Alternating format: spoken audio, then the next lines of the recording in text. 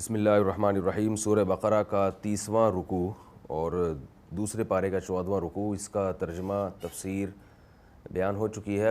اس میں جو مضامین ہیں اور جو فقہی احکام ہیں ان کی میں تفصیل بیان کر رہا تھا۔ پچھلے ایپیسوڈ میں نے بہت ڈیٹیل میں یہ جو آیت ہے وَإِذَا طَلَّقْتُمُ النِّسَاءَ فَبَلَغْنَ أَجَلَهُنَّ فَلَا تَعْضُلُوهُنَّ أَن يَنكِحْنَ أَزْوَاجَهُنَّ کہ عورت جب عدت کو پہنچ جائے تو اس کو مت روکو اس بات سے کہ وہ کہیں اور نکاح کرے۔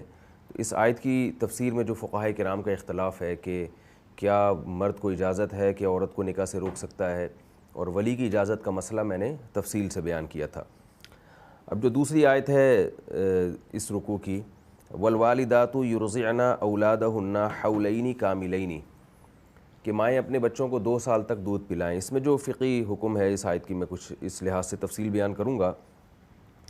مائیں اپنے بچوں کو 2 مکمل سال تک یعنی تکمیل کریں اس کی، دودھ پلائیں۔ لمن اراد ان یتم الرضاعہ، یہ حکم اس کے لیے ہے جو رضاعت کو مکمل کرنا چاہے۔ اس کا ترجمہ ہو چکا ہے۔ اس آیت میں بتایا گیا ہے کہ ماں اپنے بچے کو 2 سال تک دودھ پلا سکتی ہے۔ یہ مطلب نہیں ہے کہ ماں پر لازم ہے کہ وہ 2 سال تک ہی دودھ پلائے۔ ماں پر لازم کتنا ہے، کتنے عرصے تک دودھ پلائے، اس کا تعلق اسلام سے نہیں ہے بلکہ اس کا تعلق ہے میڈیکل سائنس سے۔ بچے کو اتنا دودھ پلانا کہ اس سے اس کی صحت صحیح رہے، یہ ماں باپ پر یعنی ماں پر لازم ہے، اور باپ کی بھی ذمہ داری ہے کہ بچے کے لیے وہ کسی دائی کا انتظام کرے اگر ماں دودھ نہیں پلا سکتی۔ لیکن بچے کے لیے دودھ ہونا کتنا چاہیے، تو انتہائی مدت قرآن مجید نے بیان کی ہے 2 سال۔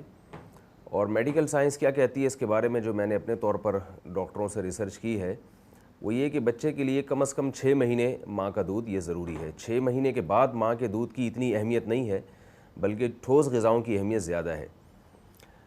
اس لیے اگر کوئی اس سے پہلے بھی چھڑا دے تو شرعی لحاظ سے بھی کوئی قباحت نہیں ہے، اور جہاں تک میری معلومات ہیں جو میں نے ڈاکٹروں سے معلوم کیا ہے، میڈیکل سائنس بھی یعنی اس کی مخالفت نہیں کرتی ہے۔ البتہ پلایا جائے مستقل بچے کو تو یہ بہرحال بچے کی صحت کے لیے اچھا ہے، لیکن اس میں ایک بات کا خیال رکھنا چاہیے کہ مائیں کیا کرتی ہیں کہ بچوں کو فیڈ زیادہ کراتی ہیں یا باہر کا دودھ زیادہ پلاتی ہیں، اس سے بچے کو بھوک نہیں لگتی پھر۔ تو اس لیے 6 مہینے کے بعد ٹھوس غذائیں جو ہے، جو بھی ڈاکٹر تجویز کرے یا آپ کے خاندان میں جس چیز کا بھی رواج ہو، اس سے بچے کے پیٹ کے بھرنے کی فکر زیادہ کرنی چاہیے، کیونکہ اس سے زیادہ اچھی گروتھ ہوتی ہے۔ ڈاکٹر اس کی مثال یوں دیتے ہیں کہ جیسے ایک بڑا آدمی اگر وہ سارا دن دودھ پیتا رہے، روٹی نہ کھائے، چاول نہ کھائے جو ہماری روزمرہ کی خوراک ہے، اناج نہ کھائے، اس کی بھی گروتھ رک جاتی ہے۔ گروتھ سے میری مراد یہ ہے کہ اس کے بھی یعنی اس کے جسم میں طاقت ختم ہو جائے گی۔ تو ایسے ہی بچہ جب 6 مہینے کا ہو جاتا ہے تو دودھ آہستہ آہستہ کم کرنا چاہیے، اور اس کی ٹھوس غذائیں، روٹی ہے، آپ اسے دودھ میں ڈبو کے رکھ دیں، نرم ہو جائے تو کھلا دیں، یا اور سابودانہ وغیرہ کوئی بھی ایسی چیز ہو، چاہے وہ دودھ ہی میں پکا کے کھلائی جائے اس کو، لیکن براہ راست دودھ پلانا وہ آہستہ آہستہ کم کرنا چاہیے، اور ٹھوس غذاؤں کی یا اناج کی طرف توجہ زیادہ دینی چاہیے۔ اس سے بچے کی گروتھ اچھی ہوتی ہے۔ دودھ اگر میں یہ نہیں کہہ رہا کہ ختم کر دیا جائے، لیکن اس کی کوانٹٹی کم کی جائے تاکہ بچے کا پیٹ دودھ سے جب بھرے گا تو پھر وہ دوسری غذائیں کی نہیں کھائے گا۔ تو ماؤں کو پھر یہ احساس ہوتا ہے کہ بچے ہمارے کھاتے نہیں ہیں، اس کی وجہ یہ کہ دودھ کے ذریعے ان کا معدہ بھر رہا ہوتا ہے اور پھر ان کی بھوک ختم ہو رہی ہوتی ہے۔ تو ٹھوس غذاؤں کی طرف آنا چاہیے۔ یہ میں اس لیے اتنی ڈیٹیل بیان کر رہا ہوں کہ بعض لوگ یہ آیت پیش کر کے یہ بتاتے ہیں کہ ماں 2 سال تک پلائے بچے کو لازمی، ایسا نہیں ہے۔ اس آیت میں یہ کہیں نہیں ہے 2 سال تک لازمی پلائے۔ اس آیت میں ایک مدت بیان کی جا رہی ہے کہ جو رضاعت کی مدت مکمل کرنا چاہتا ہے اس کے لیے یہ ہے کہ وہ 2 سال تک پلا سکتا ہے۔ یہاں ایک اختلافی مسئلہ بھی ہے کہ امام ابو حنیفہ رحمہ اللہ تعالیٰ کے ہاں ماں بچے کو 2.5 سال تک بھی دودھ پلا سکتی ہے، اور جمہور کا مذہب یہ ہے کہ 2 سال سے زیادہ نہیں پلا سکتی۔ بعض لوگ یہاں بھی امام ابو حنیفہ رحمہ اللہ تعالیٰ پر نازیبہ الفاظ ان کے لیے استعمال کرتے ہیں کہ انہوں نے قرآن کی اس آیت کی خلاف فتویٰ دیا ہے۔ ایسا نہیں ہے۔ امام ابو حنیفہ رحمہ اللہ تعالیٰ کے مسلک کی تائید قرآن ہی کی آیات سے ہوتی ہے۔ یہ جو آیت ہے قرآن مجید کی والوالدات یرضعن اولادهن حولین کاملین، اسی آیت میں امام ابو حنیفہ رحمہ اللہ نے استدلال کیا اسی آیت سے، اس لیے کہ اس آیت میں اللہ تعالیٰ نے ارشاد فرمایا کہ مائیں اپنے بچوں کو کامل 2 سال تک دودھ پلائیں گی۔ آگے اللہ تعالیٰ کا ارشاد ہے فَإِنْ أَرَادَا فِصَالًا، پس اگر یہ دونوں ارادہ کر لیں، یعنی میاں بیوی دونوں ارادہ کر لیں فصالاً دودھ چھڑانے کا، عن تراضٍ منہما آپس کی رضا سے اور آپس کے مشورے سے، تو اس آیت سے کیا پتہ چلتا ہے کہ 2 سال تک تو دودھ پلائیں گی. فا میں اصل ہے کہ تعقیب مع الوصل. تعقیب کہتے ہیں، فا کہتے ہیں کہ پہلے کام کے بعد کوئی کام ہو رہا ہو، یعنی فا میں اصل یہ ہے. اس کے علاوہ بھی فا دوسرے معنی کے لیے استعمال ہوتی ہے، تفصیل بیان کرنے کے لیے بھی فا استعمال ہوتی ہے. کسی بات کو اجمالاً ذکر کیا گیا ہو، آگے پھر اس کو ڈیٹیل میں بیان کیا جائے تو اس سے پہلے فا کا لفظ داخل کیا جاتا ہے. لیکن فا کا اصل کیا ہے کہ عاطفہ ہے، اور کوئی کام ترتیب سے یکے بعد دیگرے ہو تو پھر یہ فا کا لفظ استعمال ہوتا ہے. اس کی میں اکثر مثال دیتا ہوں کہ جیسے آپ نے کہا جاءنی زید و عمر، میرے پاس زید آیا اور عمر آیا. تو اس کلام میں ترتیب نہیں ہے. ہو سکتا ہے عمر پہلے آیا ہو، زید بعد میں آیا ہو. یہ بھی ممکن ہے کہ زید پہلے آیا ہو، عمر بعد میں آیا ہو. آپ نے واو کے ذریعے دونوں کو جمع کر دیا کہ بھئی آپ صرف اتنی خبر دے رہے ہیں کہ زید اور عمر دونوں آئے. کون کب آیا، پہلے کون تھا، اس تفصیل میں آپ نہیں گئے. لیکن اگر آپ یہ بیان کرتے ہیں جاءنی زید فا عمر، میرے پاس زید آیا فا عمر، تو فا عمر کا مطلب ہے کہ عمر اس کے بعد آیا، ایک بات. دوسرا مطلب یہ ہے کہ فوراً بعد آیا، یعنی دونوں چیزیں اس میں شامل ہیں. اس کو کہتے ہیں تعقیب. تعقیب کہتے ہیں کہ ایک چیز کو دوسرے کے بعد لانا. اور مع الوصل، وصل کا مطلب جوڑ کے، یعنی یہ کام دیر سے بھی نہیں ہوا. تو اب فا کا جو اصل معنی ہے وہ یہی ہے، تعقیب مع الوصل. اس آیت میں اللہ نے فرمایا کہ مائیں اپنے بچوں کو مکمل 2 سال دودھ پلائیں. آگے ارشاد ہے فَإِنْ أَرَادَا، فا کا معنی اس کے بعد، یعنی جو میں نے ابھی ڈیٹیل بیان کی ہے، اس کے بعد اگر یہ میاں بیوی دونوں چاہتے ہیں آپس کی رضامندی سے دودھ چھڑانا، تو امام ابو حنیفہ کا استدلال اس آیت سے ایسے ہوگا کہ اگر 2 سال کے بعد دودھ پلانا حرام ہوتا تو پھر قرآن یہ نہ بیان کرتا کہ یہ دونوں اگر اس کے بعد دودھ چھڑانا چاہیں. اس لیے کہ جو چیز ناجائز ہوتی ہے وہ دونوں کے مشورے سے جائز نہیں ہو جاتی. کیونکہ قرآن کے الفاظ دیکھیے، اگر یہ دونوں چاہ لیں، ارادہ کر لیں اس کے بعد کہ آپس کی رضامندی سے دودھ چھڑانا چاہیں، تو اس سے یہ اشارہ ملتا ہے کہ اس کے بعد بھی دودھ پلایا جا سکتا ہے، 2 سال کے بعد بھی. اور 2 سال کے بعد بھی یہ آپس کی رضامندی سے، 2 سال کے بعد یہ آپس کی رضامندی سے دودھ چھڑانا چاہیں تو چھڑا لیں، اور کنٹینیو رکھنا چاہیں تو کنٹینیو رکھ سکتے ہیں. تو یہ امام حنیفہ کی آیت کا مستدل ہے. اسی طرح قرآن مجید میں دوسری آیت بھی ہے، اس میں بھی اس طرف اشارہ ملتا ہے. میں اب زیادہ اس کی ڈیٹیل میں نہیں جاؤں گا. البتہ ایک حدیث ہے لا رضاع بعد الحولین، صحیح حدیث ہے، آپ صلی اللہ علیہ وسلم نے فرمایا 2 سال کے بعد رضاعت نہیں ہے. تو اس حدیث کا مطلب امام ابو حنیفہ رحمہ اللہ تعالیٰ کے نزدیک یہ ہے کہ اس آیت میں چونکہ قرآن مجید میں ہے کہ مائیں بچوں کو 2 سال تک دودھ پلائیں گی، اس دوران خرچہ جو ہے لباس پوشاک کا اور اجرت جو ہے یہ شوہر کے ذمے ہوگی. 2 سال کے بعد اگر عورت بچے کو دودھ پلاتی ہے تو پھر اس کا خرچہ شوہر کے ذمے نہیں ہے، یعنی وہ ایک اضافی عورت کی طرف سے بچے پر احسان ہوگا یا بچے کی خدمت ہوگی، لیکن شوہر پر اس کا خرچہ لازم نہیں ہے.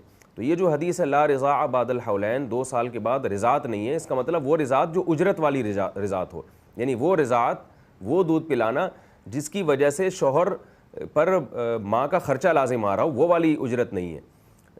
اس طرح سے ان کے نظر میں، امام ابو حنیفہ کی نظر میں قرآن مجید اور حدیث میں تطبیق ہو جاتی ہے. اور امام ابو حنیفہ رحمہ اللہ تعالیٰ کا استدلال یہ بھی ہے کہ 2 سال تک تو سب مانتے ہیں کہ دودھ پلانا جائز ہے اور اس سے پہلے چھڑوانا لازم نہیں ہے.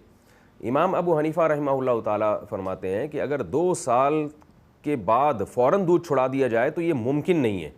کچھ مدت ایسی ہونی چاہیے کہ جس میں ماں کو اور بچے کو موقع دیا جائے، یعنی بچے کو موقع دیا جائے کہ وہ دودھ چھوڑ سکے. 2 سال تک تو مکمل بھرپور طریقے سے پلانا، یہ اس کی قرآن نے اجازت دی ہے، اور یہ ممکن نہیں ہے کہ 2 سال تک بھرپور طریقے سے پلائیں اور ایک دم چھوڑ دیں، یہ ناممکن ہے. اور قرآن مجید میں اللہ تعالیٰ کے ارشاد ہے ما جعل علیکم فی الدین من حرج، اللہ نے تمہارے دین میں کوئی تنگی نہیں رکھی ہے. تو یہ ناممکن ہے کہ بچہ 2 سال تک پیے اور ایک دم اس کو بریک لگا دی جائے. تو کچھ مدت ایسی چاہیے جس میں دودھ چھڑوانا ہمارے لیے ممکن ہو. تو ماں کو اور بچے کو کچھ مدت دی جائے گی جس میں وہ دودھ چھڑانے کی کوشش کریں گے. وہ مدت ہے 6 مہینے، 6 مہینے کی مدت ہے. اور کیونکہ 6 مہینے جو ہے وہ سال کا نصف ہوتا ہے، آدھا ہوتا ہے. اگر 6 مہینے سے زیادہ مدت دے دی جائے تو یہ سال کا اکثر حصہ ہو جائے گا، اور فقہ کا قاعدہ ہے للاکثر الحکم الکل، اکثر کے لیے کل کا حکم ہوتا ہے. تو یہ مدت زیادہ ہو جائے گی. تو کم از کم 6 مہینے اس کو دیے جائیں گے جس میں بچہ اپنی خوراک چینج کر لے، تبدیل کر لے. امام ابو حنیفہ رحمہ اللہ تعالیٰ کے مذہب پر اور بھی بہت سارے دلائل ہیں، لیکن میں اس میں تفصیل میں اس لیے نہیں جاؤں گا کہ یہاں بھی فقہ حنفی میں فتویٰ امام ابو حنیفہ کے قول پر نہیں دیا گیا، بلکہ اس میں امام ابو حنیفہ کے جو شاگرد ہیں امام ابو یوسف اور امام محمد رحمہم اللہ تعالیٰ، ان کے قول پر اور جمہور کے قول پہ فتویٰ دیا گیا ہے۔ اس کی وجہ یہ ہے کہ قرآن مجید کا ظاہر جو ہے، ظاہری الفاظ بہرحال صاحبین کے مذہب کی اور جمہور کے مذہب کی تائید کرتے ہیں، کیونکہ قرآن کے ظاہر میں یہی ہے کہ مائیں اپنے بچوں کو 2 سال تک دودھ پلائیں۔ اور یہ جو آیت ہے فَإِنْ أَرَادَا فِصَالًا، اگر وہ دونوں مشورے سے دودھ چھڑانے کا ارادہ کر لیں، تو جمہور کے نزدیک یہاں فا تعقیب کے لیے نہیں ہے بلکہ تفصیل بیان کرنے کے لیے ہے، ڈیٹیل بیان کرنے کے لیے۔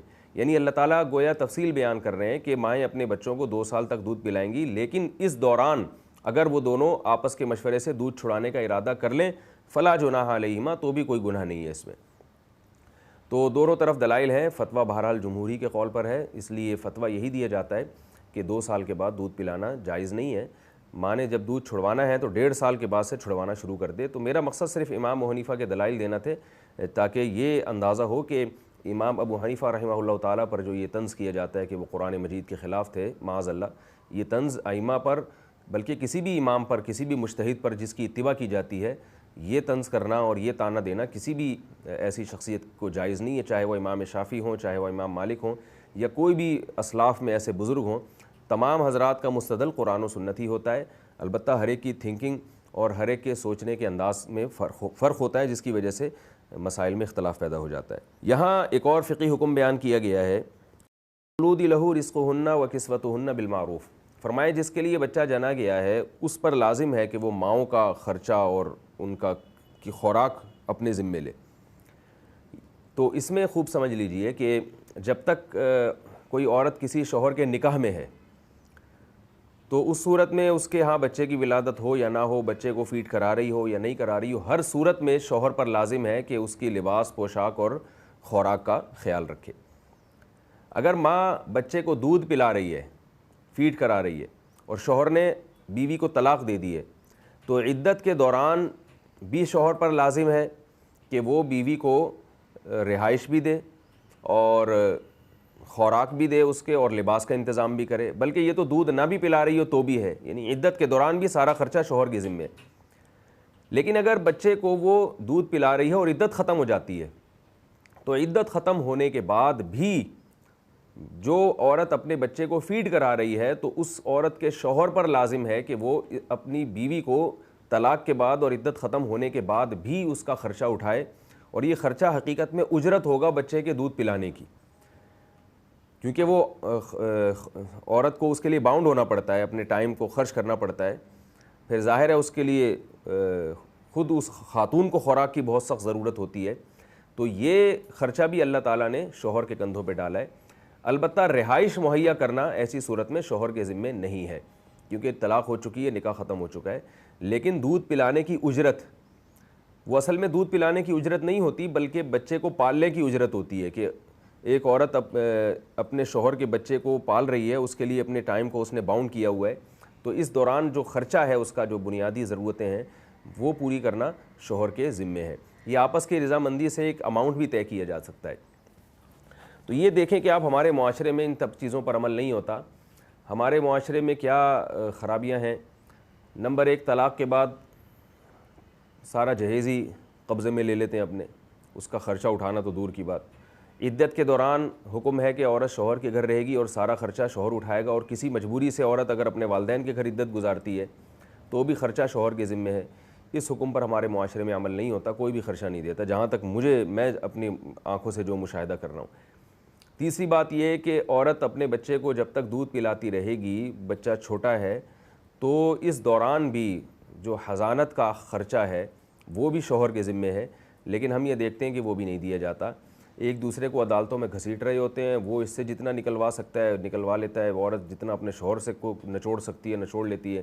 تو یہ ساری وہ حدود ہیں جن کو پامال کیا جا رہا ہے، جن کی دھجیاں اڑائی جا رہی ہیں ہمارے معاشرے میں، اس لیے کہ ہم نہ تو قرآن کو سمجھتے ہیں، نہ خود سے پڑھنے کی کوشش کرتے ہیں، نہ خود سے سمجھنے کی کوشش کرتے ہیں علماء کا دروس وغیرہ کے ذریعے یا تفاسیر کے ذریعے، اور ہم اسی کلچر کو فالو کر رہے ہیں جو گمراہی کی طرف ہمیں لے کر جا رہا ہے۔ تو یہ اللہ تعالیٰ کی حدود ہیں، اللہ تعالیٰ کے احکام ہیں، ان کا خیال کرنا چاہیے۔ ایک اور بات یہاں پر اللہ نے ارشاد فرمائی، وَعَلَى الْمَوْلُودِ لَهُ، فرمایا جس کے لیے بچہ جنا گیا ہے اس پر لازم ہے، یعنی شوہر کو اللہ نے تعبیر کیا جس کے لیے بچہ جنا گیا، تو لام تملیک کے لیے آتا ہے عربی میں، اس کا کیا مطلب ہوا کہ بچے کی جو نسبت ہے نا وہ پہلے نسبت شوہر کی طرف ہوگی. اللہ فرماتے ہیں عورت نے جس کے لیے بچہ جنا ہے تو بچے کا پہلا مالک وہ باپ ہوتا ہے.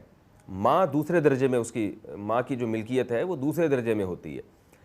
اسی وجہ سے شریعت میں نسب باپ سے چلتا ہے اور ساری ذمہ داری اس کے مالی جتنی بھی ذمہ داریاں ہیں وہ باپ کے ذمے ہوتی ہیں. اس لیے کہ جو جس چیز کا مالک ہوگا نا اسی پر اس کی ساری ذمہ داریاں آتی ہیں. تو شریعت نے نان نفقہ باپ پر ڈالا ہے یہ بتانے کے لیے کہ یعنی باپ چونکہ مالک ہے تو اس لیے شریعت نے سارا نان نفقہ جو ہے بچے کا باپ کے ذمہ ڈالا ہے. اس سے یہ پتہ چلتا ہے کہ آج کل گھروں میں لڑائی جھگڑے بہت ہیں اس بیس پر کہ بچوں کے معاملے میں میاں بیوی میں اختلافات بہت ہوتے ہیں.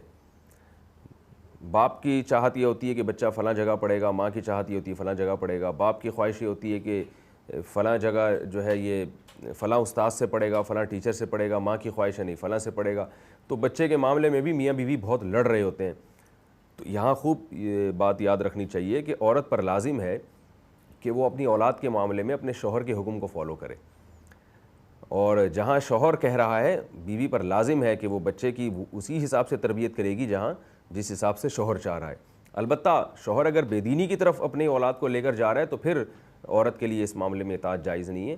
لیکن اگر دین ہی کی طرف لا رہا ہے یا غلط رخ کی طرف اولاد کو نہیں لے کر جا رہا تو پھر یہ جو انتظامی چیزیں ہوتی ہیں کہاں پڑھنا ہے کہاں نہیں پڑھنا اور کیا کرنا ہے، یہ تمام فیصلوں کا اللہ نے مجاز باپ کو بنایا ہے، ماں کو نہیں بنایا. تو یہ ہمارے گھروں میں بہت سارے اختلافات اسی وجہ سے ہوتے ہیں. اور اسلام میں نسب بھی باپ سے ہی چلتا ہے.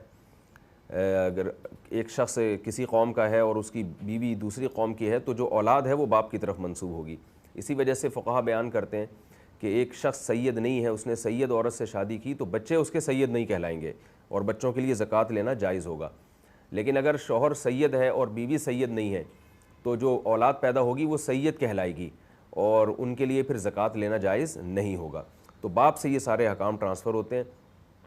تو اس میں اشارہ ہے. اور میڈیکل سائنس بھی یہ کہتی ہے کہ اگر میڈیکل سائنس کی طرف ہم آتے ہیں تو اس میں بھی اسی طرف اشارہ ملتا ہے کہ بچے کی نسبت پہلے باپ کی طرف ہوگی.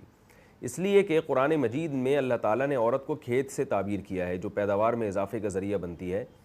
تو اور مرد کا جو اسپم ہے وہ بیج کے طور پہ استعمال ہوتے ہیں اس میں. تو آپ دیکھیے کہ دنیا کا اصول ہے کہ جس کا بیج ہوتا ہے وہ پیداوار کا مالک ہوتا ہے اور زمین جس کی استعمال ہوتی ہے اس کو کرایہ دیا جاتا ہے. آج بھی آپ کسانوں میں یہ عرف دیکھیں گے کہ لوگ جب زمین میں بیج ڈالتے ہیں تو جو بیج والا ہے وہ پیداوار کا مالک ہوتا ہے اور جس کی زمین استعمال ہوئی ہے اس کو اجرت دی جاتی ہے. یہی وجہ ہے کہ مزارعات اگر فاسد ہو جائے تو تمام فقہا بیان کرتے ہیں کہ بیج والا جس کا بیج تھا وہ زمین کا مالک سمجھا جائے گا اور اجرت مثلیہ دی جائے گی زمین والے کو. بالکل یہاں قرآن میں ہے کہ مرد اپنی اولاد اپنی نسل بڑھانے کے لیے عورت سے نکاح کرتا ہے تو اس کی اجرت عورت کو دی جائے گی. یعنی اجرت سے میری مراد یہ ہے کہ اس کا نان نفقہ اور ساری ذمہ داریاں مرد پر ہوں گی لیکن اولاد کی اولین نسبت بہرحال باپ کی طرف ہوگی. اسی وجہ سے میاں بیوی میں اگر طلاق واقع ہو جائے تو باپ کو پھر اولاد ملتی ہے. بچپن میں جو ماں کو اولاد دی جاتی ہے وہ پالنے کے لیے، کیونکہ ماں کے لیے یعنی بچے کے لیے بچپن میں ماں کا وجود ضروری ہے. ماں کی ضرورت اس کو زیادہ ہے باپ کی نسبت. جب بچہ تھوڑا سا بڑا ہونے لگتا ہے جس کی فقہا مقدار بیان کرتے ہیں کہ بیٹا 7 سال کا اور بیٹی 9 سال کی تو پھر اس کو باپ کے حوالے کیا جائے گا، اس لیے کہ اس میں اولاد کا فائدہ زیادہ ہے، باپ زیادہ اچھی تربیت کر سکتا ہے. دوسری بات یہی ہے کہ نسل جو ہے وہ باپ سے چلے گی تو باپ کے حوالے اس بچے کو کیا جائے گا. تو یہ کچھ دلائل تھے جو میں نے بیان کیے. اس کا یہ مطلب ہرگز نہیں ہے کہ ماں کا وہ کچھ بھی نہیں لگتا. ماں تو بہرحال ماں ہے. حدیث میں ماں کا حق 3 گنا زیادہ بیان کیا گیا ہے حسن اخلاق میں. اگر بچہ باپ کے ساتھ بدتمیزی کرتا ہے تو بھی گناہ ملتا ہے، لیکن ماں سے اگر وہ بد کلامی بدتمیزی کرے گا تو 3 گنا زیادہ گناہ ملے گا، کیونکہ بچپن میں ماں کا کردار اور ماں کی محنت مشقت باپ کی نسبت کئی گنا زیادہ ہے. حملتہ امہ کرہن ووضعتہ کرہا. اللہ فرماتے ماں نے ایک تکلیف سے بوجھ اٹھایا 9 مہینے اور تکلیف سے جنا، اور وحملہ وفصالہ 30 شہرا، پھر تقریباً 2.5 سال جو ہے وہ ایک تکلیف سے اپنے بچے کو اپنی یعنی گود میں رکھتی ہے اور ایک منٹ اس کی نگرانی کرتی ہے، اس کا خیال کرتی ہے. تو بچپن میں چونکہ ماں کا کردار زیادہ ہے اس لیے رسول اللہ صلی اللہ علیہ وسلم نے ماں کا حق 3 گنا زیادہ بتایا ہے. صحیح حدیث ہے، آپ صلی اللہ علیہ وسلم کے پاس ایک صحابی آئے، عرض کیا یا رسول اللہ من احق الناس بحسن خلقی، یا رسول اللہ لوگوں میں سب سے زیادہ اچھے اخلاق کا مستحق کون ہے میرے لیے؟ آپ نے فرمایا امک، تمہاری ماں۔ انہوں نے پوچھا کہ اس کے بعد کون ہے؟ ثم من، آپ صلی اللہ علیہ وسلم نے فرمایا تمہاری ماں، یعنی امک، اس کے بعد بھی تمہاری ماں ہی ہے۔ انہوں نے عرض کیا یا رسول اللہ ثم من، پھر ماں، 2 دفعہ تو ماں ہی ہے، تیسری دفعہ کون ہے؟ تو آپ صلی اللہ علیہ وسلم نے فرمایا امک، تیسری دفعہ بھی تمہارے اخلاق کا سب سے زیادہ جو مستحق ہے وہ تمہاری ماں ہے۔ اس کے بعد صحابی نے پوچھا ثم من، اس کے بعد کون؟ تو آپ صلی اللہ علیہ وسلم نے فرمایا ابوک، اس کے بعد تمہارے والد ہیں۔ تو 3 گنا ماں کا حق اخلاق کے معاملے میں زیادہ بتایا گیا ہے، لیکن یہ خوب یاد رکھیے کہ اخلاق کے لحاظ سے تو ماں کا حق زیادہ ہے اور ماں کی خدمت میں زیادہ ثواب ملے گا، لیکن اطاعت میں جب ماں اور باپ کے حکم میں اختلاف ہو جائے تو اطاعت میں، فرما برداری میں پھر باپ کے حکم کو ترجیح دی جائے گی، کیونکہ وہ گھر کا سربراہ ہے اور وہ متولی ہے، اور اللہ تعالیٰ نے اس باپ کو فضیلت دی ہے 1 درجہ ماں پر۔ الرجال قوامون علی النساء بما فضل اللہ بعضهم علی بعض، تو جہاں بھی حاکمیت کا معنی پایا جائے گا اس میں مرد کو عورت پر ترجیح ہوگی۔ آگے ارشاد ہے لا تکلف نفس الا وسعها لا تضار والدۃ بولدها ولا مولود له بولده، اس کی میں تفسیر بیان کر چکا ہوں کہ والدہ کو بھی تکلیف نہیں پہنچائی جائے گی بچے کی وجہ سے، کہ ماں کو اس کے بیچاری کا دودھ خراب ہو گیا ہے یا وہ کمزور ہے، دودھ نہیں پلا سکتی، تو زبردستی اس کو مجبور کیا جائے کہ نہیں اس نے بچے کو فیڈ ہی کرانی ہے۔ بعض خواتین کی صحت صحیح نہیں ہوتی، وہ فیڈ کراتی ہیں تو بہت زیادہ کمزور ہو جاتی ہیں یا صحیح طرح سے دودھ پیدا نہیں ہو رہا ہوتا، تو اللہ تعالیٰ فرماتے ہیں کہ بچے کی وجہ سے ماں کو بھی تکلیف نہیں دی جائے گی اور باپ کو بھی تکلیف نہیں دی جائے گی اس کے بچے کی وجہ سے، اس لیے کہ باپ پر کی تکلیف کا مطلب کیا، اس پر اس کی ضرورت سے زیادہ، اس کی جیب سے زیادہ بوجھ نہیں ڈالا جائے گا۔ تو بچہ جب پیدا ہوگا تو ماں باپ کی ٹینشن کے لیے نہیں ہے یہ، بلکہ ماں باپ کو خوش کرنے کے لیے ہے، یہ نعمت ہے۔ آج آپ دیکھ لیں اس کی مخالفت کیسے ہوتی ہے کہ بچہ جب پیدا ہوتا ہے تو اتنے خرچے باپ کے ذمہ ڈال دیے جاتے ہیں جو شریعت نے لازم نہیں کیے، تو غریب آدمی کے لیے اولاد جننا ہی ایک بہت بڑا عذاب بن چکا ہے۔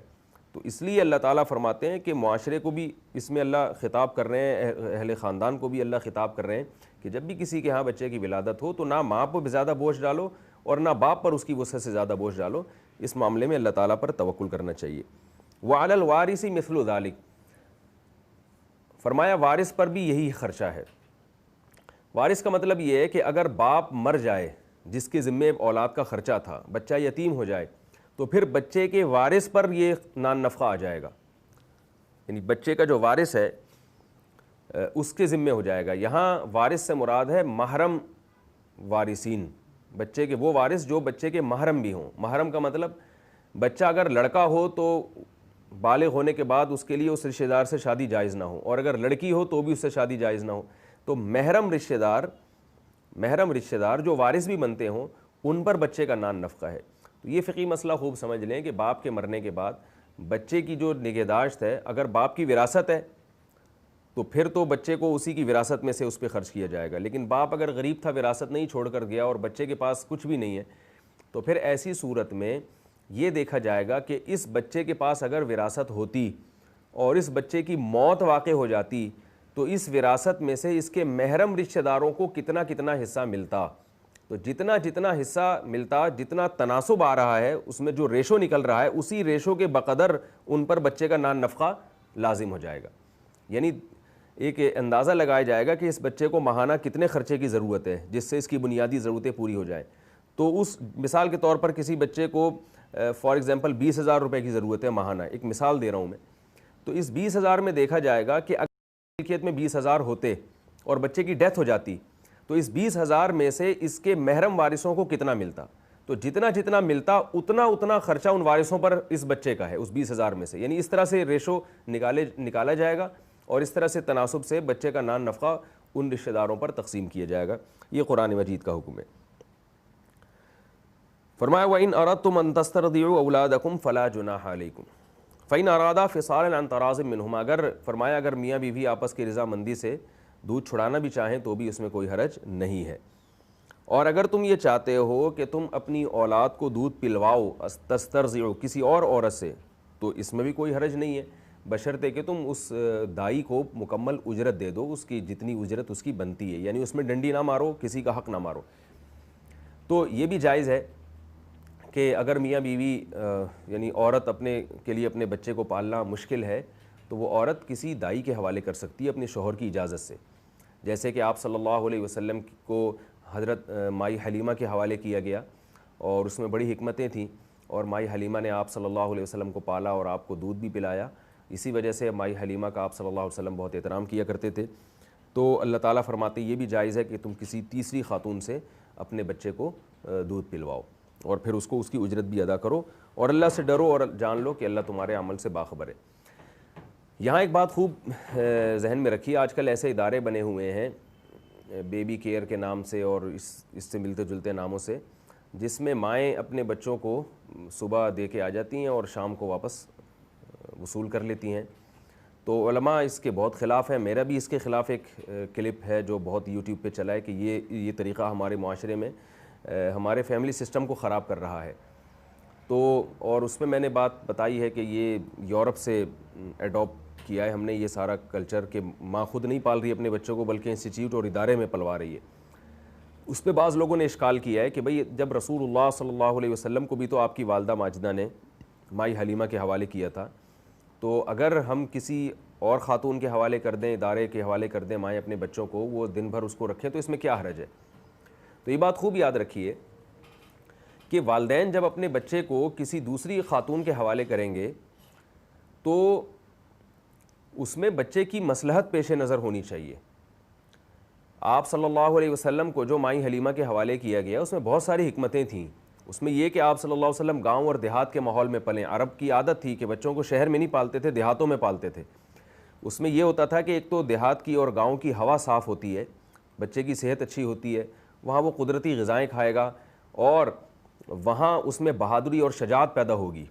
دیہات کے لوگ، گاؤں کے لوگ بہادر ہوا کرتے ہیں، تو یہ حکمتیں ان کے سامنے ہوتی تھیں جس کی وجہ سے وہ بچے کو کسی اور خاتون کے ذریعے دیہات میں پلوائے کرتے تھے۔ پھر جس خاتون کے حوالے کیا جاتا تھا اس کے اخلاق و عادات بھی دیکھے جاتے تھے، اس کا خاندان بھی دیکھا جاتا تھا، کیونکہ بچے میں یہ ساری چیزیں جو ہے وہ ٹرانسفر ہوتی ہیں، تو بچے کے مفاد سامنے ہوتے تھے۔ آج کل جو بیبی کیئر وغیرہ جیسے ادارے ہیں ان میں مائیں اپنے بچوں کو پلوا رہی ہیں، تو ماؤں کا مقصد بچے کی تربیت نہیں ہے، اپنی جان چھڑانا مقصد ہے۔ مقصد ہے کہ ہمیں نہ پالنا پڑے، اور اگر کوئی مجبوری ہوتی تو بھی ٹھیک ہے، آپ خود نہیں پال سکتی، آپ کے پاس ٹائم نہیں ہے، تو کوئی بات نہیں، آپ پیسے دے کے کسی اور سے پلوا لیں۔ لیکن مسئلہ کیا ہے کہ یہ سارے کام اس لیے کیے جا رہے ہیں کہ خواتین میں جاب کا رجحان بہت تیزی سے بڑھ رہا ہے۔ تو اصل جو چیز ہے ختم کرنے کی وہ یہ کہ خواتین میں جو جاب کا رجحان بہت تیزی سے بڑھ رہا ہے، یہ شریعت کے مزاج کے خلاف ہے۔ اسلام نے عورت کو ملازمت سے، جاب سے منع نہیں کیا، مگر اس کلچر کو بہرحال ناپسند کیا ہے۔ کسی ضرورت کے پیش نظر اگر کوئی خاتون جاب کرتی ہیں تو ٹھیک ہے، اور اگر جاب کی وجہ سے ان کو بچہ خود پالنے کا ٹائم نہیں ملتا تو بھی ٹھیک ہے، وہ کسی سے پلوا لیں، کوئی کسی ادارے میں دے دیں مجبوری میں۔ لیکن ایک یہ جو اوورآل ہمارے پورا کلچر چینج ہو رہا ہے کہ خواتین میں جاب کا رجحان بڑھ رہا ہے، اور وہ نتیجہ کیا ہے کہ اب بچے آہستہ آہستہ، یہ کچھ وقت کے بعد ہوگا کہ بچے گھروں میں پلنا بند ہو جائیں گے، اور وہ سب خواتین اپنے بچوں کو ایسے اداروں میں جمع کرا دیتی ہیں۔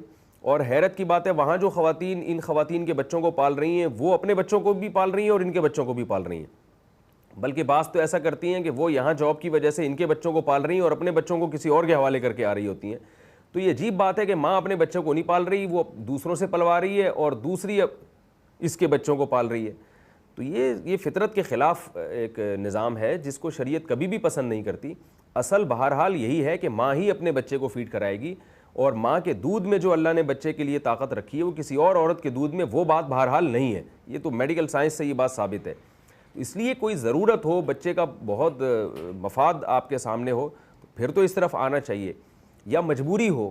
لیکن ایک اوورآل اس کو ایسا بنا لینا کہ ایک معاشرے کا جز بنا لینا، اور جز بھی اس لیے بنا لینا کہ اس کے پیچھے جو وجہ ہے وہ وجہ ہی فاسد ہے۔ وہ وجہ کیا ہے کہ جیسے یورپ امریکہ میں خواتین نے بچے جننا ختم کر دیے، نسل بڑھانا چھوڑ دی جاب کی وجہ سے کہ ہم نے کمانا ہے، تو یہاں بھی خواتین اسی طرف آ رہی ہیں، ایک دو بچے پیدا کرنے ہیں اور باقی سارا ٹائم آفس میں گزارنا ہے۔ تو اس کی وجہ کیا ہے کہ بچوں کو نہ بہن بھائی ملتے ہیں کثرت سے، اور وہ احساس کمتری کا شکار ہو جاتے ہیں کہ ذہنی گروتھ نہیں ہوتی۔ میں نے میری جو کتاب ایک سے زائد شادیوں کی ضرورت، اس میں 50 صفحے میں نے اس پر لکھے ہیں کہ اولاد کی کثرت کے کیا فائدے ہیں اور شریعت میں اس کی کیا ترغیب ہے۔ اس میں نے لندن کے جو نوبل انعام یافتہ ڈاکٹرز ہیں ان کے حوالے سے، ان کی کتابوں کے حوالے سے یہ بات لکھی ہے۔ ڈاکٹرز یہ کہتے ہیں کہ بچوں کے جو بہن بھائی اگر کثرت سے نہ ہوں تو ان کی ذہنی گروتھ زیادہ اچھی نہیں ہوتی۔ وہ بچے جن کے بہن بھائی زیادہ ہوں ان کی جو مینٹل اپروچ ہے یا ذہنی گروتھ ہے وہ زیادہ اچھی ہوتی ہے, وہ بولنا بھی زیادہ سیکھتے ہیں, وہ زیادہ ذہین ہوتے ہیں, اس لیے کہ بہن بھائی آپس میں ایک دوسرے سے بہت کچھ سیکھتے ہیں اور ایک دوسرے کو بہت کچھ سکھاتے ہیں. تو یہ جو کلچر ہمارے معاشرے میں آ رہا ہے خواتین کی جاب کی وجہ سے, ایک اوور آل اس کے بہت سارے فسادات میں سے ایک یہ بھی ہے کہ بچوں کو ماں کی محبت نہیں ملتی اور بچوں کو بہن بھائی کثرت سے نہیں ملتے, کیونکہ ظاہر ہے جب آپ کسی ادارے میں پالیں گے تو باپ پر بوجھ زیادہ آئے گا, اس کو یعنی اس کی تنخواہ میں سے اس کی اجرت بھی دینی پڑے گی, تو وہ کبھی بھی راضی نہیں ہوگا کہ میرے گھر میں 2 سے زیادہ بچے ہوں. اسے یہ احساس ہوگا کہ 2 بچوں میں اتنا خرچہ ہو گیا تو اگر یہ 8-10 ہوں گے تو میرا کیا کباڑا ہو جائے گا میرا. تو یہ ساری وہ چیزیں ہیں جو ہمیں نسل کشی کی طرف لے کے جا رہے ہیں. یہ تو ایک فساد ہے, اس کے علاوہ بھی بہت سارے فسادات ہیں. خواتین کے جاب کرنے سے نقصان یہ ہو رہا ہے کہ مرد اپاہج ہوتے چلے جائیں گے آہستہ آہستہ. فلپائن کی مثال آپ کے سامنے ہے, وہاں پہلے خواتین کو گھروں سے نکالا گیا دفتروں میں جاب کے لیے, اور اس وقت تو یہ ہوتا تھا کہ مرد بھی کماتے تھے, خواتین بھی کماتی تھیں. پھر مردوں کو جب عورت کی کمائی ان کے منہ کو لگ گئی تو آہستہ آہستہ مرد اپاہج ہونا شروع ہو گئے. اب وہاں مرد گھروں میں پڑے ہوتے ہیں, ان کی بیویاں کما کے ان کو کھلا رہی ہوتی ہیں. تو یہ کلچر جو ہے ہمارے معاشرے میں بھی آ جائے گا اگر ہم نے اس کو روکنے کی کوشش نہ کی. کسی ضرورت سے خاتون جاب کرنا چاہے ایک الگ بات ہے, اسی طرح ایسے فیلڈ میں جاب کرنا چاہیں جو خواتین ہی کے لیے زیادہ سوٹیبل ہیں, جیسے گائنی کی ڈاکٹرز ہوتی ہیں یا اس طرح کے اور جو شعبے ہیں, تو وہ بھی ٹھیک ہے, اس کی بھی اجازت ہے. لیکن عمومی طور پر خواتین کے لیے ویکینسیز نکالنا, ایسی ویکینسیز جس میں مرد اپنی ذمہ داری پوری کر سکتے ہیں, تو اس میں پھر نقصان ہوگا. اور یہ بھی یاد رکھیے کہ عجیب بات ہے کہ خواتین کے لیے ویکینسیز بہت ہیں اور مرد بے روزگار گھوم رہے ہیں آج کل. تو یہ بھی فطرت کی مخالفت ہے اور فطرت کے خلاف ایک قسم کی بغاوت ہے. تو یہ تمام وہ چیزیں ہیں جس سے وقتی طور پر ملک تو ترقی کر لیتا ہے, لیکن ہمارا جو خاندانی نظام ہے, گھریلو سسٹم ہے, وہ تباہ ہو جاتا ہے. جب آپ کو گھر میں ہی سکون نہیں ملے گا تو پھر خودکشی کے واقعات بڑھیں گے, ڈپریشن کے مریض بڑھیں گے. لوگ ان کنٹریز کے جو ترقی یافتہ ممالک ہیں ان کی ترقی کو تو دیکھتے ہیں, لیکن ان کی یہاں خودکشیوں کا ریشو کیا ہے, ڈپریشن کی کتنی گولیاں, کتنا سرمایہ ان کا ڈپریشن کی گولیوں پہ خرچ ہوتا ہے, کتنے لوگ سائیکیٹرک کے پاس جاتے ہیں, اس معاشرے کی اس برائی, یہ والی برائی لوگوں کے سامنے نہیں ہوتی. تو سب سے پہلے فطرت اور نیچر ہے, اسلام ہے, اس کے بعد ترقی ہے. حقیقی ترقی یہ ہے کہ آپ کی زندگی میں سکون ہو, آپ کی زندگی میں محبتیں ہو. آپ دیکھیں کتوں سے محبت شروع کر دی ہے کیونکہ اولاد نہیں ہے, بہن بھائی نہیں ہے, چچا ماموں نہیں ہے, یہ رشتہ دار جب ختم ہو گئے, رشتے ختم ہو گئے تو جانوروں کی طرف آ گئے. تو ہمیں اپنے اس ماحول کو اور کلچر کو درست کرنے کی ضرورت ہے. لیکن بہرحال میں پھر بھی یہ کہتا ہوں کہ اگر کسی خاتون کے شوہر کی آمدن اچھی ہے تو نسل روکنے سے بہرحال یہ بہتر ہے کہ نسل پیدا کی جائے, بے شک بچے کسی اور سے پلوا لیے جائے. یعنی آپ کے پاس اگر 2 آپشن ہو کہ بھئی اولاد پیدا ہی نہیں کرنی ہے کیونکہ پالنے کا ٹائم نہیں ہے, تو اس سے پھر بھی بہرحال یہ بہتر ہے کہ آپ اولاد بڑھائیں, نسل بڑھائیں, چاہے کسی دوسرے سے پلوا لیں آپ اس کو پیسے دے کے, اجرت دے کے, یہ پھر بھی بہرحال بہتر ہے. اس لیے کہ شریعت میں نسل بڑھانے کی بہت زیادہ ترغیب ہے اور اس کے ملک اور قوم کو, اپنے خاندان, معاشرے کو اور مذہب کو بہت زیادہ فائدے ہیں اس کے. والذین یتوفون منکم ویذرون ازواجا یتربصن بانفسہن. اس آیت میں اللہ تعالیٰ نے عورت کی عدت بیان کی ہے کہ جن عورتوں کے شوہر کا انتقال ہو جائے تو وہ خواتین اپنے آپ کو روک کے رکھیں گی 4 مہینے 10 دن. کس چیز سے روکیں گی؟ نمبر 1 گھر سے باہر نکلنے سے روکیں گی اپنے آپ کو. نمبر 2 کہیں اور نکاح کرنے سے روکیں گی. نمبر 3 کہیں اور نکاح کا پیغام بھیجنے سے روکیں گی. نمبر 4 اب زینت اختیار کرنے سے اپنے آپ کو روک لیں گی. یہ تمام تفاصیل صحیح احادیث میں ہیں جن میں کسی کا بھی اختلاف نہیں ہے. عورت کے لیے اس دوران زینت اختیار کرنا جائز نہیں ہے جب اس کے شوہر کی ڈیتھ ہو جائے. البتہ یہ یاد رکھیں 28ویں پارے میں سورہ طلاق میں اللہ تعالیٰ کا ارشاد ہے کہ اگر عورت حمل والی ہے وَأُولَاتُ الْأَحْمَالِ أَجَلُهُنَّ أَن يَضَعْنَ حَمْلَهُنَّ, تو پھر بچے کی ولادت ہوتے ہی عورت کی عدت ختم ہو جائے گی. یہاں تک کہ اگر شوہر کو ابھی دفنایا نہیں گیا اور دفنانے سے پہلے عورت کی کہ ہاں بچے کی ولادت ہو جائے تو بھی عورت کی عدت اسی وقت ختم ہو جاتی ہے. اس کے لیے جائز ہے کہ جہاں چاہے وہ نکاح کرے. زینت میں کیا چیز آتی ہے؟ عورت مہندی نہیں لگا سکتی, چوڑیاں نہیں پہن سکتی, خوشبو استعمال نہیں کر سکتی, خوشبودار تیل کا استعمال نہیں ہو سکتا, اور اس طرح کے جو میک اپ ہے وہ نہیں کر سکتی. گھر سے اپنے آپ کو باہر نہ نکالنے کا مطلب یہ ہے کہ اپنے آپ کو 4 مہینے 10 دن تک باؤنڈ کرنا پڑے گا. شدید ضرورت ہو تو جائز ہے. شدید ضرورت میں کیا چیز داخل ہے کہ شوہر نے وراثت نہیں چھوڑی اتنی کہ عورت 4 مہینے 10 دن تک اپنا اور اپنے بچوں کا پیٹ پال سکے, تو ایسی سخت مجبوری میں پھر عورت کے لیے جائز ہوگا کہ وہ دن دن میں جاب کے لیے جا سکتی ہے تاکہ اپنی اور اپنے بچوں کی کفالت کر سکے۔ لیکن اگر شوہر نے اتنی وراثت چھوڑی ہے کہ وہ 4 مہینے 10 دن تک عورت اس کو استعمال کر سکتی ہے تو پھر خاتون کے لیے ایسی صورت میں جاب کرنا جائز نہیں ہے۔ دوسرا یہ کہ اگر عورت ایسے جگہ پہ رہتی ہے، یعنی وہ ایسے مقام پر رہتے تھے شوہر میاں بیوی کہ اب وہاں عورت کو رہنے میں وحشت ہو رہی ہے، دور دراز علاقہ ہے جہاں قریب میں کوئی رشتہ دار نہیں ہے اور تنہائی ہے، ڈر لگ رہا ہے عورت کو وہاں رہتے ہوئے، تو بھی وہ وہاں سے شفٹ ہو سکتی ہے۔ قریب ترین کوئی بھی اس کے محرم رشتہ دار ہوں ان کے گھر میں، اپنے والدین کے گھر میں بھی شفٹ ہو سکتی ہے، لیکن جب ایک دفعہ شفٹ ہوگی تو پھر پوری عدت وہیں گزارنی پڑے گی، وہاں سے نکلنا جائز نہیں ہے اس کے لیے۔ تیسرا، کسی بیماری میں حتی الامکان تو یہ کیا جائے کہ جو عورت عدت میں ہے تو ڈاکٹر وہاں آئے گا، یعنی ڈاکٹر کو بلایا جائے، لیکن اگر یہ مشکل ہے تو پھر بیماری کے علاج کے لیے بھی عورت دن میں گھر سے باہر نکل سکتی ہے۔ جاب کے لیے جو ہے یہ بھی دن میں ہی، یعنی اس کے لیے جو مجبوری میں جاب کرنا جائز ہے تو وہ بھی دن کے اندر جائز ہے، نائٹ ڈیوٹی اس کے لیے بہرحال جائز نہیں ہے۔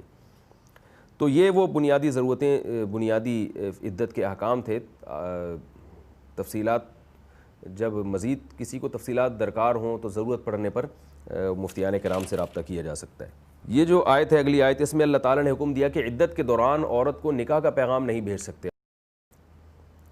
البتہ گول مول طریقے سے بات کی جا سکتی ہے، اور گول مول طریقے سے بات کرنے کی اجازت اللہ نے اس لیے دی کہ اللہ تعالیٰ فرماتے ہیں اللہ جانتے ہیں کہ تم ان کو ضرور یاد کرو گے، یعنی تمہارا دل نکاح کی طرف بہت زیادہ للچائے گا۔ اب اس میں آپ دیکھیں، اس سے پتہ چلتا ہے کہ صحابہ کرام کے دور میں جب عورت کو طلاق ہوتی تھی یا بیوہ ہوتی تھی تو بہت سارے لوگ اس سے نکاح کی خواہش رکھتے تھے۔ آج ہمارے معاشرے میں ایسا نہیں ہے۔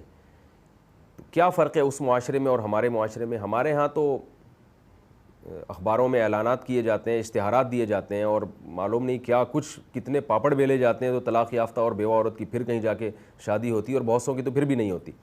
اور اس دور کے بارے میں اللہ فرما رہے ہیں کہ ہمیں معلوم ہے کہ تم ان کو نکاح میں یاد کرو گے۔ تو وجہ یہ ہے کہ اس دور میں 3-4 شادیوں کا رواج تھا، مرد جب 3-4 بیویاں رکھتے تھے تو عورتوں کی کمی ہو جاتی ہے، تو ظاہر ہے کسی کی بیوی بیوہ ہوگی یا کسی کو طلاق ہوگی تو بہت سارے مرد اس کی طرف نکاح کی خواہش رکھیں گے، اور عدت ختم ہونے کا انتظار ان پر شاق گزرے گا، مشکل ہوگا۔ تو اس لیے اللہ تعالیٰ نے یہاں یہ فرمایا کہ تم پر عورت کی عدت کا انتظار بہت مشکل ہے۔ تو مشکل اسی وجہ سے ہے کہ معاشرے میں 2-3 نکاحوں کا رواج ہے۔ ہمارے معاشرے میں چونکہ 2-3 شادیوں کا رواج نہیں ہے تو ڈیمانڈ کے مقابلے میں سپلائی بہت زیادہ ہے، نتیجہ یہ نکل رہا ہے کہ عورت کی قدر و قیمت اور ویلیو ختم ہو گئی۔ تو اب لوگ، عورتیں اتنی زیادہ ہیں کہ مردوں کے نخرے ہی ختم نہیں ہوتے، ہر ایک کو کنواری چاہیے، خوبصورت چاہیے، اور اس میں بھی ان کے بڑے نخرے ہیں، جہیز بھی چاہیے اس کے ساتھ ساتھ۔ طلاق یافتہ بیوہ کی طرف کون جائے گا؟ تو یہ ہمارے کلچر میں اور اس کلچر میں جو فرق ہے اس کی وجہ یہ ہے کہ وہاں 2-3 بیویاں رکھنے کا رواج تھا، ہمارے معاشرے میں یہ رواج ختم ہو گیا ہے۔ اور اس میں اللہ تعالیٰ نے یہ بھی ارشاد فرمایا کہ عدت کے دوران عورت کو صراحتاً نکاح کا پیغام بہرحال نہیں بھیجا جا سکتا۔ تو آج کل اس کی بھی مخالفت ہوتی ہے کہ اول تو نکاح نہیں ہوتا، اور اگر بعض لوگ اس سے ڈائریکٹ نکاح کی بات بھی شروع کر دیتے ہیں، بہت ہی کم ایسا ہوتا ہے، زیادہ تر تو یہی ہے کہ کہیں کوئی بات ہی نہیں کرتا، نکاح کی اشارتاً بھی بات نہیں کرتا۔ لیکن اگر بہرحال کسی نے پکا ارادہ کر لیا ہے کسی بیوہ یا طلاق یافتہ خاتون سے شادی کا، تو وہ گول مول پیغام دے سکتا ہے اس کو، یعنی ایسا کوئی کنایتاً ایسی بات کر سکتا ہے جس سے اس کی توجہ اس طرف چلی جائے کہ بھئی عدت کے بعد پہلے ان سے رابطہ میں نے کرنا ہے۔ اس کی مثالیں ملتی ہیں حدیث میں، ایک صحابیہ کو طلاق ہوئی تو آپ صلی اللہ علیہ وسلم نے فرمایا کہ جب تمہاری عدت پوری ہو جائے تو مجھے ضرور اطلاع دینا۔ تو جب ان کی عدت پوری ہو گئی، وہ نبی کے پاس آئیں تو آپ صلی اللہ علیہ وسلم نے فرمایا کہ میرے منہ بولے بیٹے ہیں زید بن حارثہ، ان سے نکاح کر لو۔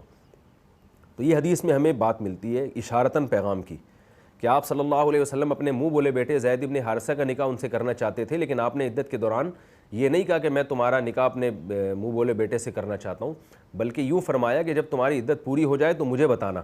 تو یہ اشارہ تھا کہ میرے پاس بھی ایک رشتہ ہے۔ تو اس طرح سے تو بات کی جا سکتی ہے، صراحتاً پیغام نہیں بھیجا جا سکتا۔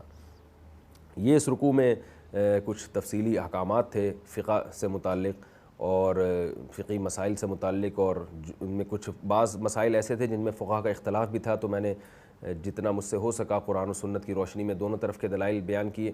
تو یہ اب ہمارا رکوع مکمل ہو گیا۔ اب انشاءاللہ اگلے ایپیسوڈ میں سورہ بقرہ کا 31واں رکوع اور دوسرے پارے کا 15واں رکوع میں انشاءاللہ بیان کروں گا۔